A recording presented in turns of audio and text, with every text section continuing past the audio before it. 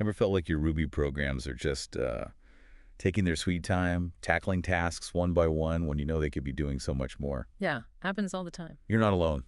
And if you're like you, our listener, you want to get a solid grasp on how to speed things up without feeling like you've plunged into, well, a deep, dark technical abyss. Absolutely. So for this deep dive, we're tackling concurrency in Ruby. Think of it as teaching your Ruby code to juggle multiple things at once. We'll explore the different tools Ruby provides to achieve this seeming simultaneity. We've really dug into the sources for this one. We've got insights from Ruby community articles, lively discussions from Stack Overflow and Reddit, and even some, wisdom pulled from a respected Ruby programming guide. Yeah, a good mix. Our mission is clear: to give you a practical understanding of Ruby's main concurrency players, threads and fibers. We'll break down how they work, highlight their strengths, point out their potential pitfalls, and most importantly, clarify when you should choose one over the other. Right. And we'll also hit on some of those common worries that pop up, right, when you Yeah. start talking about running Ruby code concurrently. Exactly, those complexities. Okay, let's unpack this then. Ruby gives us threads and fibers as the primary ways to achieve this concurrency. What struck me looking at the code was the initial similarity. Oh yeah, You see thread.new.join and then fiber.new.resume. They almost look interchangeable at first glance, you're right. There's a superficial resemblance in how you kick them off, but they operate at very different levels. It's quite fundamental. How so? Imagine it like this.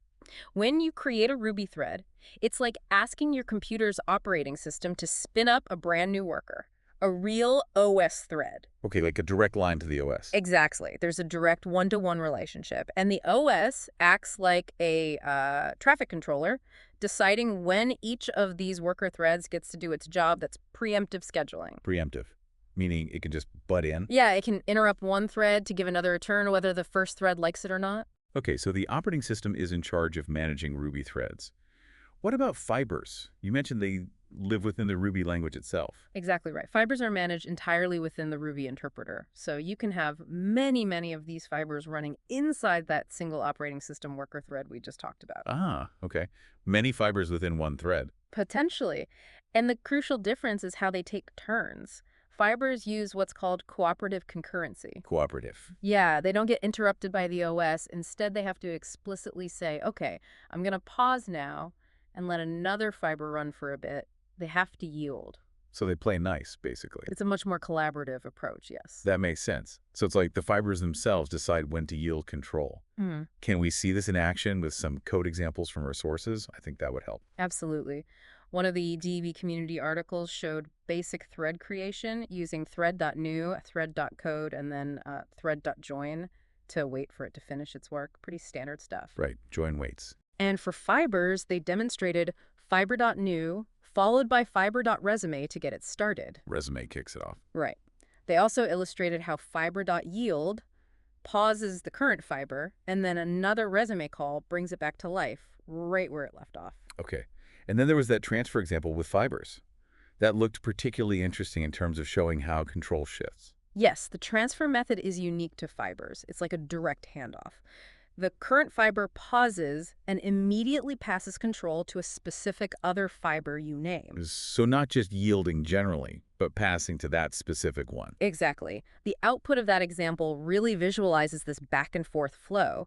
It clearly shows the explicit control you have with fibers. They only switch when you explicitly tell them to. Okay, so summing that up, threads are managed by the OS, preemptively scheduled, can be interrupted anytime.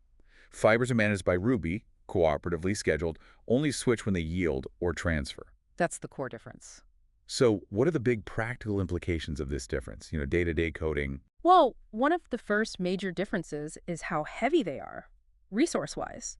Because fibers are created and managed within Ruby itself, without that direct operating system thread overhead, they are significantly lighter weight, much lighter. Lighter, meaning less memory, faster to create. Both, generally. Think of it like having lots of lightweight tasks within a single heavier process, that OS thread.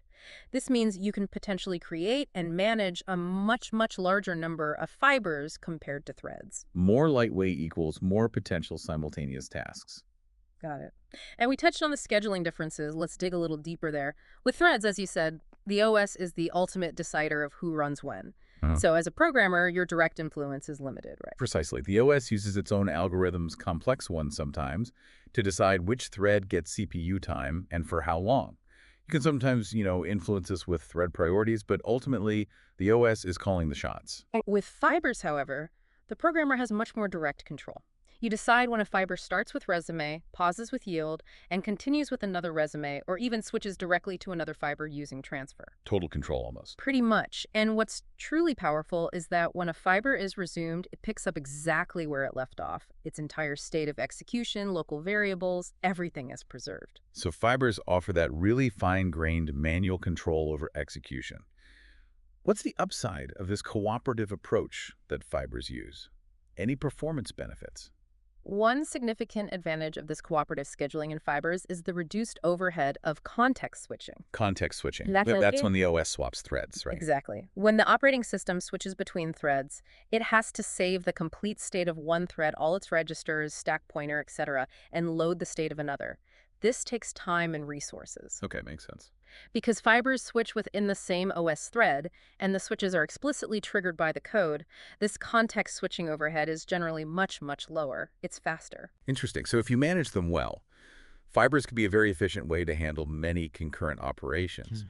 Now, I remember seeing something about a fiber scheduler mentioned in one of our articles.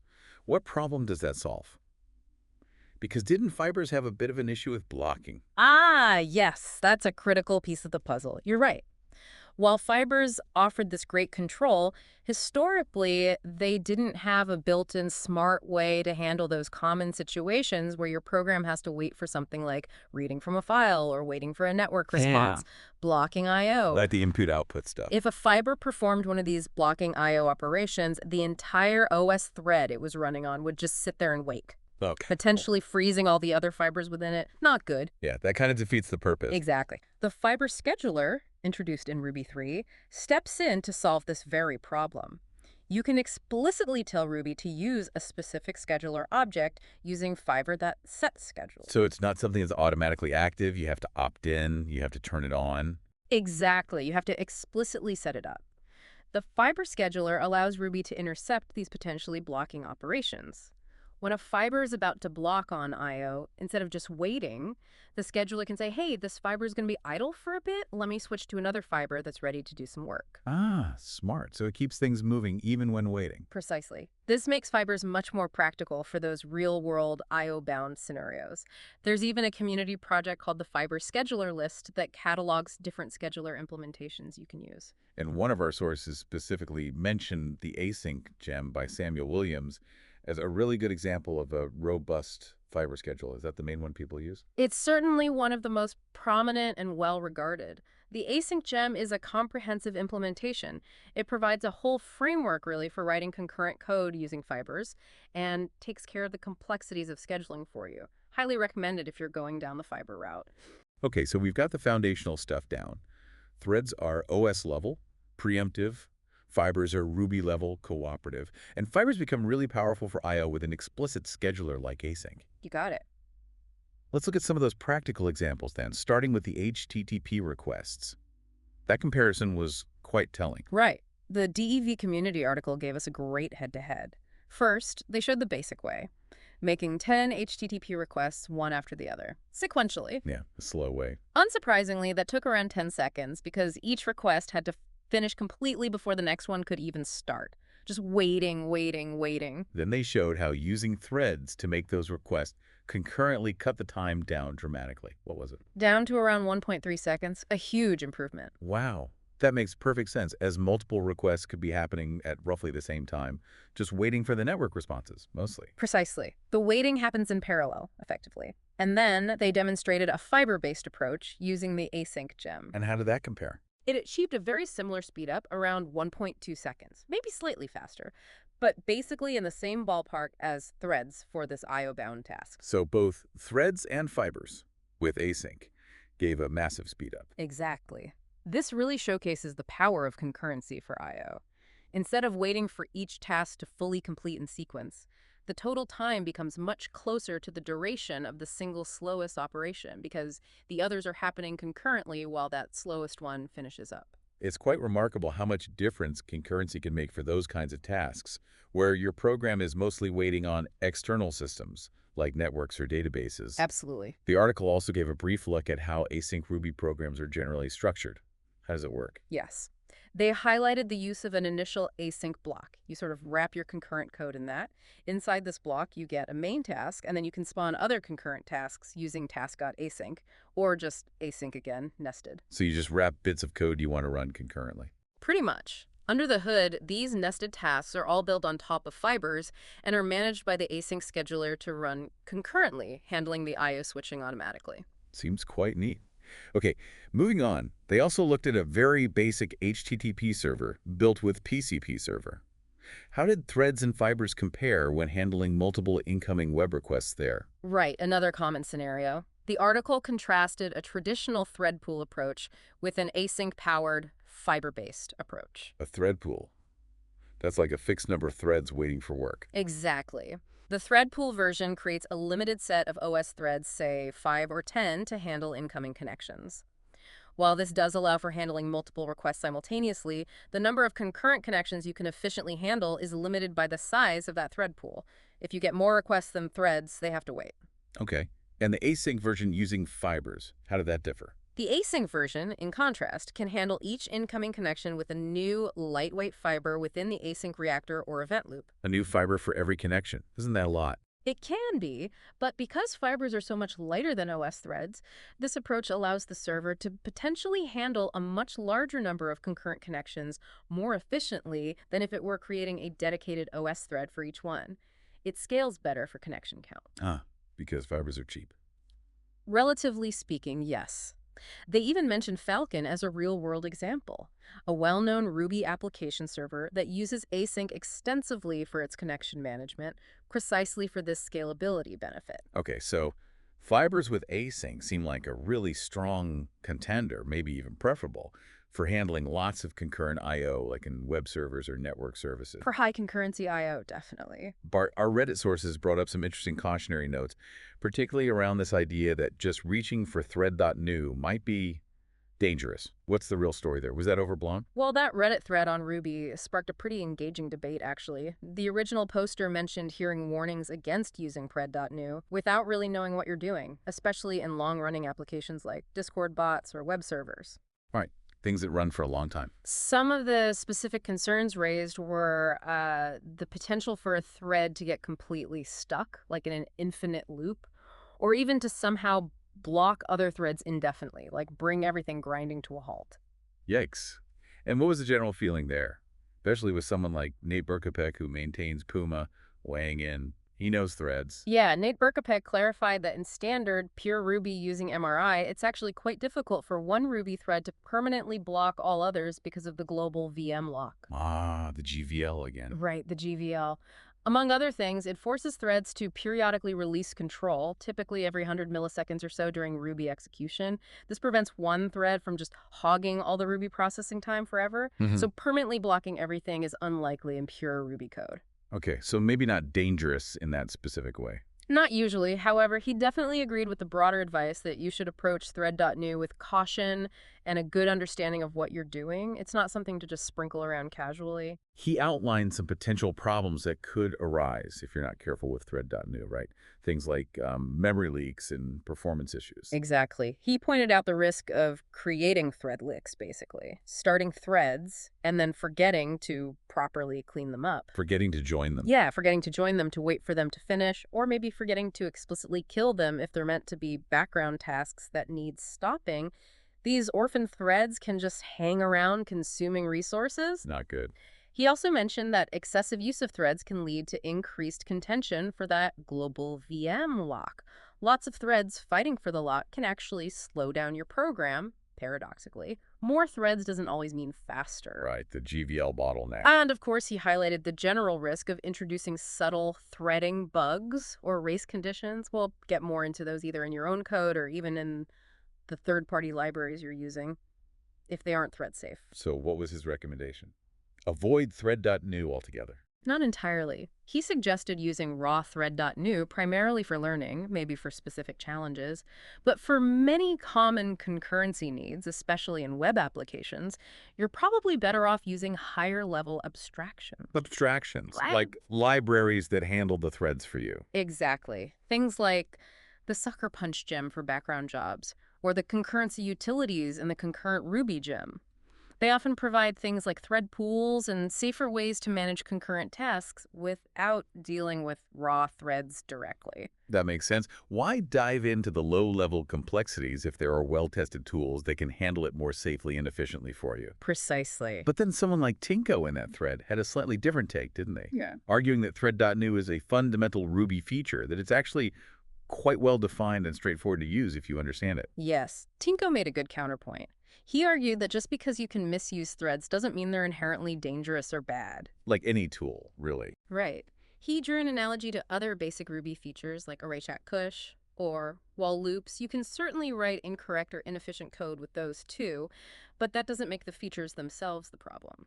He even shared some practical patterns for using threads safely in simpler scenarios like one-off rake tasks or data processing scripts. So it sounds like it really depends on your experience level and maybe more importantly, the specific situation, the context. Absolutely. And then Drushkin added another important perspective, emphasizing that the context of a long-running application, a server, a daemon, is where the potential downsides of raw thread.new really become more significant. Because there's just more time for things to go wrong. Exactly. In short, one-off scripts, the risks are generally lower because the program starts, runs, and finishes relatively quickly. Any weirdness might not even surface. But in servers or daemons that run continuously for hours, days, weeks, there's much more opportunity for subtle errors, memory leaks, or race conditions to manifest and cause real problems over time. Makes sense. The longer it runs, the higher the chance of hitting an edge case. Right. He also echoed the recommendation for those higher-level concurrency tools like Concurrent Ruby to help manage thread pools and make concurrent programming easier and safer in those long-running contexts. Although he did also acknowledge some of the past maintenance challenges with the concurrent Ruby gem itself, which is something to be aware of. Yeah, finding well-maintained libraries is always key. Always. And Droxkind also touched on the idea of using threads in Rails controllers for things like making multiple external API calls concurrently, to speed up a web page load. That seemed like a practical example we hear about. It is a common pattern. Someone else, Django Steve, provided a concrete example of doing just that. But even then, Nate Prokopek chimed in with a caution, right, about scalability. Yes. Nate pointed out that while it works, simply spinning up new threads inside controller actions for every request, thread.new on the fly, can lead to scalability issues. Things like the overhead of creating and garbage collecting all those threads, plus increased GVL contention under load, especially if you don't use a proper managed thread pool. So again, pointing towards using a pool or abstraction rather than raw thread.new in high-traffic web apps. Generally, yes, for robustness and performance. And Ashavahishta also contributed to the discussion, sort of bringing it back to basics, emphasizing the inherent complexity that comes with any concurrent programming using operating system threads, no matter the language. There's potential for unexpected and difficult to debug issues even when you are using abstractions. It's just a harder paradigm. So the Reddit thread really highlighted that while thread.new is a core part of Ruby, it's a tool that requires careful thought, understanding, and maybe favoring abstractions in more complex or long-running scenarios. I think that's a fair summary. Know what you're getting into. And Mal and Naga in that thread pointed out some key terms related to threading that anyone venturing into this area should be familiar with. Join, which we've mentioned. Right, waiting for a thread. Mutex and semaphore, which naturally leads us to talking about those tricky things. Race conditions and thread safety. What exactly is a race condition? Yeah, let's define that. Basically, race conditions happen when multiple threads try to access and change the same piece of data shared state at the same time, and the final outcome of the operation depends on the unpredictable order in which the threads happen to execute their instructions. So it's a race to access the data, and the result depends on who gets there when. Exactly. The timing determines the result, which is usually not what you want. The DEV community article provided a perfect illustration of this with their bank account example. Right, the deposit example. They showed two threads trying to deposit money simultaneously. Each thread reads the current balance, adds the deposit amount, and writes the new balance back. Seems simple enough. But if the timing is just right or wrong, rather, both threads might read the same initial balance before either has written its updated value back. So they both calculate the new balance based on the old value, and one deposit effectively gets lost. The final balance isn't the correct sum. Okay. Thread A reads 100. Thread B reads 100. Thread A calculates 150, writes 150. Thread B calculates 120, writes 120. You lost the first deposit. Precisely. That example really makes it clear why this is a problem. You absolutely cannot just assume things will happen in a nice, predictable atomic order when you have multiple threads running concurrently and accessing shared mutable data. So what's the main way we protect against these race conditions in Ruby? You mentioned mutex. Right. The primary tool in Ruby is the Mutex class, which stands for mutual exclusion. Mutual exclusion. Only one allowed at a time. Exactly. Think of a mutex like a single-use token or a lock on a door. Only one thread can hold the token or have the key at any given time. By wrapping the critical section of your code, the part that accesses and modifies the shared data, like the balance update with a mutex, you ensure that only one thread can be executing that specific piece of code at any point in time. So you lock it, do the sensitive operation, then unlock it. Essentially, yes. The DEV community article showed the corrected bank account example using mutex #synchronize. You pass a block to synchronize, and the mutex guarantees that only one thread can be executing inside that block for that particular mutex instance at once. It handles the locking and unlocking for you, even if errors occur. Okay, so if one thread has the mutex lock, any other thread that tries to enter that same synchronized block has to wait its turn until the first thread finishes the block and releases the lock. Correct. It enforces serialization for that critical section. That makes sense. They also mentioned the monitor class and the monitor mixin is another way to handle this kind of synchronization. Are they different from mutex? They're related, but offer a bit more. Monitor provides some more advanced synchronization features, kind of like a mutex plus condition variables rolled into one. And monitor mixin is a module you can include in your own classes to easily add that locking behavior directly to your objects, usually via a synchronized method on the object instance itself, as the article demonstrated. It makes the object itself act as like a lock. Okay, different ways to achieve the same goal of mutual exclusion. Pretty much. Mutex is the most fundamental building block. And for those of us working with Ruby on Rails, there are even built-in helpers, right? Like active records with lock. That's right. The article pointed out how withlock is specifically designed to prevent race conditions when you're working with database records. It typically uses the database's own locking mechanism. How does that work? It ensures that a specific database row, or rows, is locked while a block of code is running. This prevents other web requests or background jobs from modifying that same record concurrently and potentially causing data corruption or inconsistencies. Very useful for things like updating counters or transferring funds between accounts in a database context. Good to know Rails has built-in protection for that common case. Now, the writing thread-safe code excerpt we looked at had a really good general principle. Well-written, idiomatic Ruby code is often inherently thread-safe, especially if you stick to local variables and immutable objects. Yeah. But you can't rely on that assumption blindly. The core principle to remember, as they stressed, is assume everything shared between threads is potentially dangerous in a multi-threaded environment until proven otherwise. You need to explicitly manage access to any shared mutable state that changes. Right. And what are the big no-nos? Where do people usually get into trouble? Absolutely.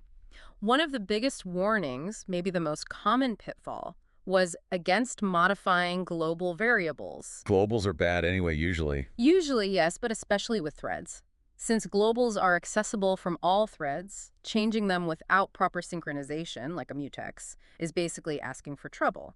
It can lead to unpredictable results and often very difficult to debug issues because the state can change out from under any thread at any time. Makes sense. What else? They even pointed out that things you might not immediately think of as global in the same way, like constants. Constants. But they don't change? Oh, wait. Can they? Well, Ruby warns you if you try to reassign a constant, but it doesn't strictly prevent it. And more subtly, if a constant holds a mutable object, like an array or hash, threads could potentially modify the contents of that object concurrently, which can be just as bad. Modifying the object inside the constant. Sneaky. Yeah, exactly. Same goes for class variables at vars and modifying classes or modules themselves at runtime, things like adding methods or changing class state. If multiple threads are doing that, chaos can ensue. Okay, so shared mutable state is the enemy. Pretty much. They Yeah. even showed that wild Cominari example where, under specific circumstances, even the abstract syntax tree of the code itself could effectively become a shared mutable resource being modified by different threads, leading to errors. That Cominari example was a real eye-opener, the idea that the code structure itself could be messed up by concurrency in that specific scenario.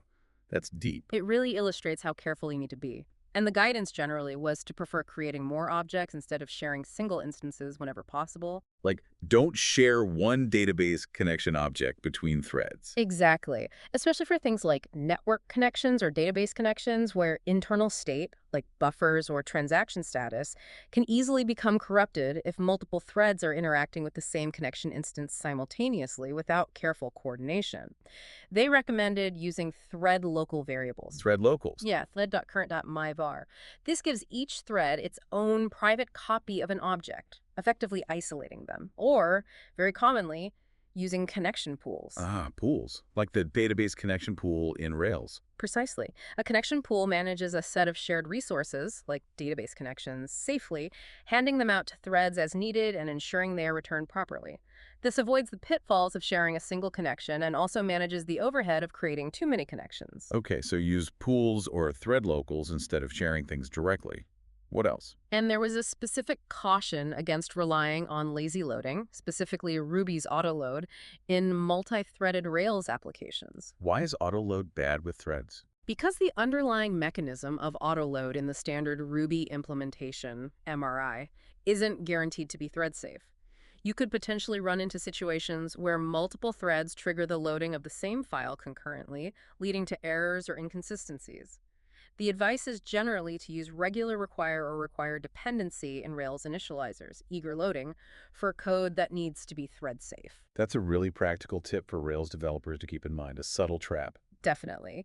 They also emphasize that whenever possible, it's generally better to use thread-safe data structures, things like Q from the standard library, or concurrent array shashes from gems like concurrent Ruby, rather than trying to manage concurrency yourself with explicit mutexes around standard hashes or arrays. Why is that better? Because these data structures are specifically designed and tested to handle concurrent access safely internally.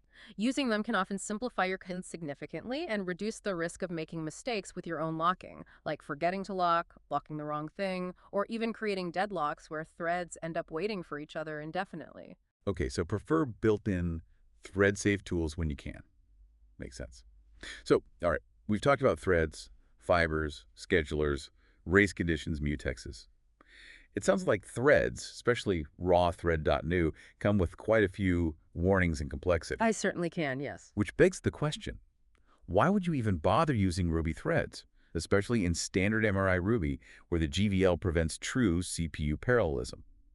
The Stack Overflow discussion, what use can I give to Ruby threads if they are not really parallel, really tackled this head-on. That's the crucial question, isn't it? Given the limitations imposed by the global VM lock for CPU-bound tasks in MRI Ruby, why use threads at all? Yeah. The key takeaway, and it's a really important one, is that even though Ruby threads don't offer true parallelism for computationally intensive operations in MRI, they're still incredibly valuable for I/O-bound tasks. Okay, I/O-bound, tasks that involve waiting, right? Exactly. While one thread is blocked, waiting for data to come back from a network request, or for a file to be read from disk, or even just for a simple sleep call to finish. During that waiting time, the thread can release the GVL. It lets go of the lock while waiting. Yes, and that allows other threads to run and do useful work on the CTU, even if it's just Ruby code execution. So they can still significantly improve the concurrency and overall responsiveness of your application, especially if it does a lot of waiting, even if they're not actually doing multiple CPU-intensive calculations truly simultaneously. Precisely that. The application feels faster because it's not sitting idle during those waits.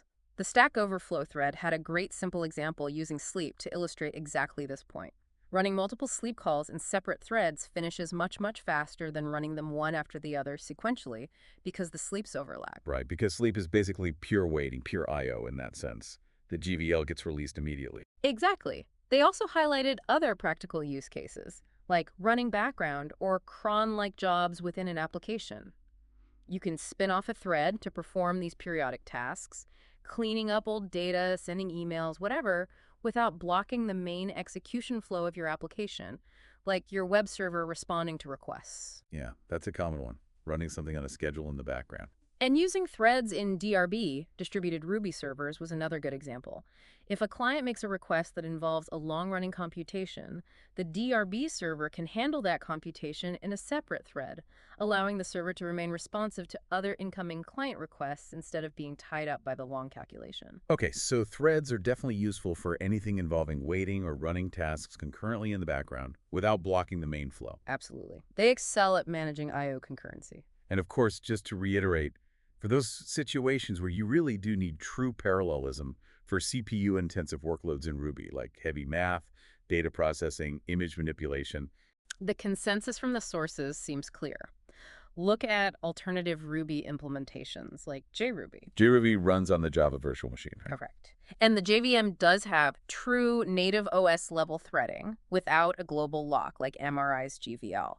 So JRuby threads can run CPU-bound code in parallel on multiple cores. Or the other option is using multiple processes. Exactly. Using multiple separate OS processes, perhaps by forking, or maybe leveraging a library like the Parallel Gem, which helps manage running code across multiple processes.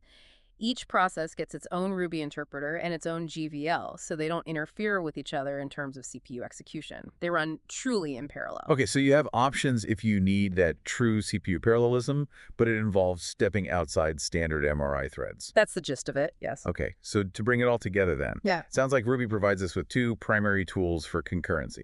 Threads and fibers, they have quite different characteristics. Very different under the hood. Threads are tied to the operating system. They use preemptive scheduling. The OS interrupts them. And while they aren't truly parallel for CPU-heavy tasks in standard Ruby because of the GVL, they're still incredibly useful for managing I/O-bound operations, waiting for networks, files, etc. Couldn't have said it better. That's their sweet spot in MRI. Fibers, on the other hand, are lightweight. They live inside Ruby, use cooperative scheduling they have to yield control explicitly. And when you combine them with a fiber scheduler, like the one provided by the async gem, they become highly efficient for concurrent I/O as well, and give you really fine-grained control over how and when tasks switch. They're the foundation for libraries like async. Right. So you now have a much clearer picture, hopefully, of the different options available and also the potential challenges and pitfalls to be aware of, especially when considering using rawthread.new directly. Yeah. Hopefully less intimidating now. For most common concurrency needs, particularly in things like web applications, you're likely better off exploring those higher-level abstractions we mentioned, or definitely looking into fiber-based concurrency with async for I/O-heavy stuff. So for you, our listener, we hope this deep dive has given you the foundational knowledge you need to approach Ruby concurrency with a solid understanding of the choices and potential pitfalls without feeling, overwhelmed by it all. Absolutely. And maybe as you think about your own projects, you can consider which concurrency model, threads, fiber, maybe even processes, might be the best fit for your specific needs. Yeah, maybe try experimenting. For sure. Yeah. Perhaps experiment with the async gem to see how it can simplify concurrent I/O, or if you need that raw CPU power, even explore the possibilities that JRuby offers for true parallelism. There's always more to learn. Definitely some valuable insights to chew on there. Thanks for taking this deep dive with us.